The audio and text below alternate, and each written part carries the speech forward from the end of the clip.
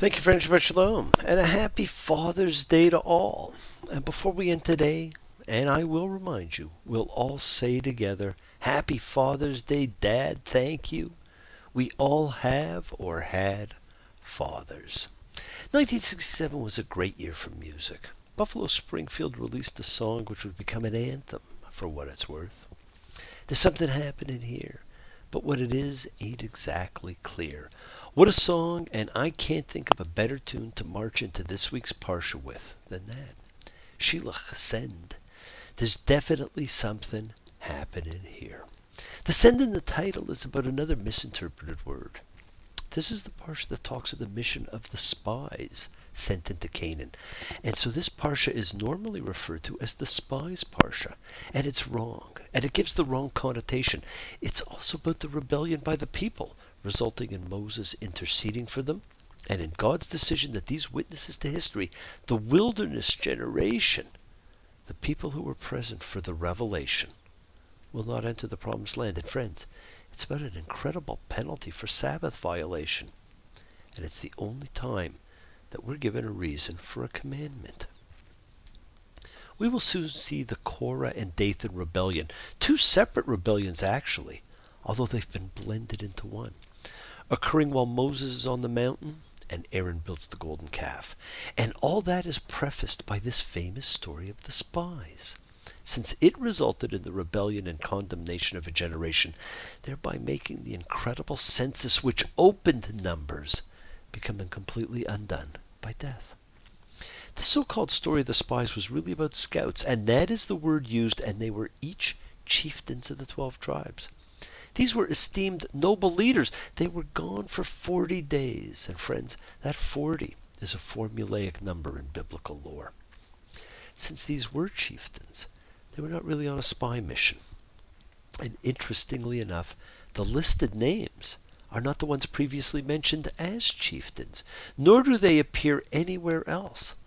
And that suggests an actual authenticity to this being from a real list. The places mentioned, the key city being Hebron, ties back to Abraham's claim, since he bought the cave, Machpelah, the cave of the double tombs in Hebron, for burial. And so this became a going home story. And the people they encountered, the descendants of the Nephilim, the giants from Genesis 6, who were the children of the angels, marrying the daughters of man. And we will be confronted by another giant a little later, Goliath, the last of these descendants. You and I have memories longer than the road that stretches out ahead. Friends, these weren't spies. Even Rashi proposed that these were men of stature, and the editors added a name that was not included in the original list. Hosea became Joshua. Joshua succeeded Moses as the supreme leader, and that was an established tradition. But friends, what was his merit? What allowed him to be the only person other than Caleb to be born in Egypt and live? He did not participate in the golden calf incident, since he waited on the mountain with Moses. And don't forget, the Torah we know comes from the first exile period and was more or less made up of two separate Torahs.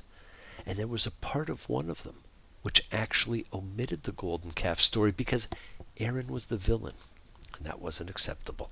So a reason had to be found to extol Joshua. It was only when the editing took place that these different versions and different stories were fused together. And that's also one of the reasons the Torah doesn't always seem to follow a normal chronological pattern, and why we have two creation stories in Genesis and two tales of the flood woven together. This was the land flowing with milk and honey, where it took 2 men to carry the cluster of grapes, and this land was described as being a death trap. Even if they got a foothold, the land would consume them through savage conflict and warfare. And friends, some would say that it still does. These tribal leaders, with the role of observation, not espionage, failed as leaders. Their negativity when they returned is all the more devastating to the people. This is not about poor intelligence. This is about fear, a failure to lead, and a failure to encourage. And the 40 days that they're away became a year for a day for the wandering. And only after God debated whether he shouldn't just wipe them out. God says in Numbers 14:11, how long will this people despise me? How long will they not trust me? With all the signs I have done in their midst, let me strike them with the plague and dispossess them, and I shall make you a nation greater and mightier than they. He doesn't wipe them all out, but decides the generation of the Exodus will not see the promised land. They will die.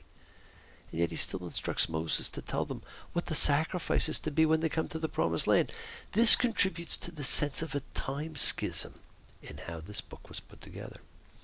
But again, there is an emphasis on what was emphasized last week and what will be emphasized again and again, and was also so prevalent in the book of Ruth. The rule of one law for the people and for the sojourners. One statute for you and for the sojourner who resides. A perpetual statute. One teaching and one practice shall there be for you and for the sojourner who resides with you. There has been apologetic commentary on this egalitarian formula, but there's nothing to apologize for. There should be one law for all. This is reiterated 4 ways in this section, and this, my friends, is an essential principle of the Torah. Israelites are not privileged over anyone else. A country must treat everyone who lives there fairly and equally under the law. And then we see a very strange example of someone who broke the Sabbath law, applicable to all. A man was found gathering wood on the Sabbath and is brought to Moses. And God says to Moses, the man is doomed to die. Let all the community pelt him with stones outside the camp. Wow! The man is to be killed. It didn't matter whether this was inadvertent or for good reason or why. This was a prohibited act.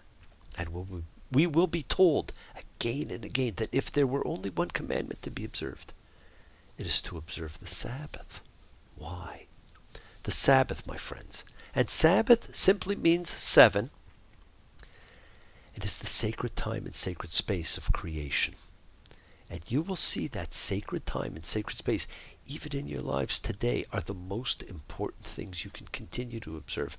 They allow you to reset, to observe, to recharge and regenerate, to appreciate, to contemplate, to regain your reason to believe. Friends, who are the people going to listen to? Who are they going to believe? They fight God, they fight Moses. They are still slaves with a slave mentality. They could have had the land and lived, but they were afraid. And they said they would die and their children would be made captives. So now they will die. But their children will live and one day be free in the land. This is a demonstration of how hard it can be to be rid of a slave mentality. They're not ready for the life of a free people in a land of their own.